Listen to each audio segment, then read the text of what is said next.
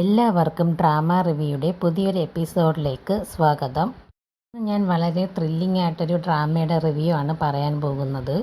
ഇതൊരു തായ് BL horror ഡ്രാമയാണ്. Horror മാത്രമല്ല, സസ്പെൻസും ത്രില്ലറും ഒക്കെ അടങ്ങിയിട്ടുള്ളൊരു ഡ്രാമയാണ്. ഇതിൻ്റെ ഓരോ എപ്പിസോഡ് റിലീസാവാൻ ഒരുപാട് ലേറ്റ് ആവുന്നുണ്ട്. അതുകൊണ്ട് തന്നെ നമുക്ക് ഒരുപാട് വെയിറ്റ് ചെയ്ത് കാണേണ്ടി വരും.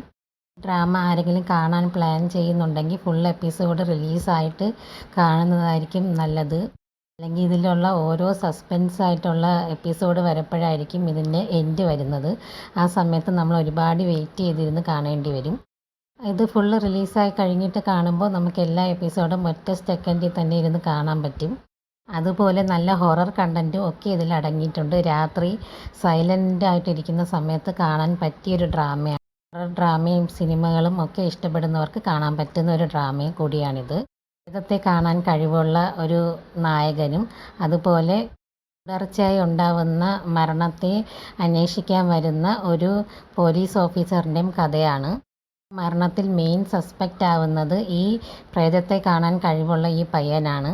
ആ പയ്യനെ ഈ കേസിൽ നിന്നും ഇവൻ രക്ഷിക്കാൻ ശ്രമിക്കുന്നതും പ്രേതങ്ങളുടെ ഇടയിൽ ഇവൻ പെട്ടുപോകുമ്പോൾ ഇവനെ രക്ഷിക്കാൻ വരുന്നതും ഈ പോലീസ് ഓഫീസറായ പയ്യനാണ്. ഈ പോലീസ് ഓഫീസറിൻ്റെ അടുത്ത് ഇവൻ നിൽക്കുമ്പോൾ പ്രേതങ്ങളൊന്നും ഇവൻ്റെ അടുത്ത് വരെ ഇവനെ ഉപദ്രവിക്കുകയോ ഒന്നും ചെയ്യില്ല. പയ്യനെ പ്രൊട്ടക്റ്റ് ചെയ്യുന്ന ഒരു ശക്തി എന്ന് പറയുന്നത് ഈ പോലീസ് ഓഫീസറാണ്.